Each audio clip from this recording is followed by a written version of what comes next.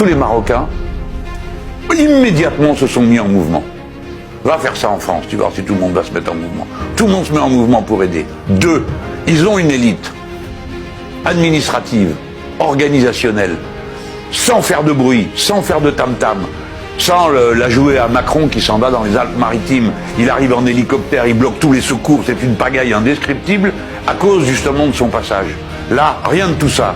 L'ordre, la discipline, pas de pagaille. Le tremblement de terre a lieu la nuit, le lendemain matin, déjà tout le monde est au boulot, en train de dire de quoi on a besoin de ceci, on a besoin de cela.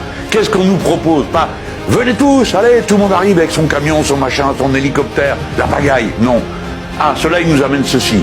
Oui, on les connaît, non, on n'en veut pas. Eux, oui, ok, on prend. Voilà. Ils ont travaillé, ils ont trié, ils ont sélectionné. Et tout le monde dit qu'ils s'en sortent mieux que tout le monde. Voilà. Il y a eu d'autres tremblements de terre. Je te prends l'exemple de la Covid. Attends. La gestion par les Marocains de la crise Covid, hein, eh ben j'espère qu'ils nous envoient des spécialistes en France pour nous aider. Parce qu'eux, ils n'ont pas eu de pénurie de masques et ils ont su comment traiter quand il y avait des cas individuels quelque part. Tandis que nous, ça a été tout le monde reste à la maison. Et résultat, on s'est tapé quand même la crise avec les pics de mortalité de la Covid. Le Maroc est un pays indépendant, souverain, et il fait ce qu'il veut. Et quand on propose son aide, d'accord, on commence pas à s'amener en faisant beaucoup de bruit et de tam-tam, hein, genre toi, de toute façon tu saurais pas le faire.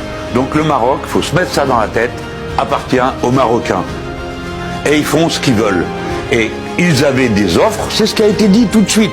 Il y avait des offres qui étaient faites par toutes sortes de pays, hein, tant mieux, hein, qu'on dit on vient donner un coup de main. Et ils ont regardé ce dont ils avaient besoin. Et ils se sont dit, bah peut-être qu'ils se sont dit, j'en sais rien, hein. Ah, maintenant, tout ça, c'est des choses qu'on découvre en lisant dans la presse. En ce moment, c'est super chaud, hein, entre les deux pays. Bon, alors là, c'est pareil, chacun a une responsabilité. Moi, je suis pas d'accord pour que ça dégénère avec le Maroc. Je suis pas d'accord. Pas d'accord pour que les Marocains, j'espère qu'ils le savent, croient que toute la France, c'est Macron.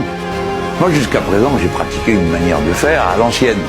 Je disais, bon, bah, on critique pas son pays à l'étranger et tout. Mais lui, Macron, quand il y allait, il s'en prenait aux Français. Gaulois réfractaires depuis la Roumanie, machin, partout où il passe, il s'en prend à tout le monde.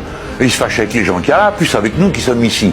Bon, donc je ne suis pas d'accord pour que les Marocains pensent que, au fond, la France, eh bien, ce sont ces donneurs de leçons qu'on a pu voir dans les chaînes d'information en continu. Il y a eu une belle soirée à laquelle moi j'étais très heureux d'être invité, qui était sur France 2, qui était respectueuse, qui écoutait, qui donnait des exemples, qui montrait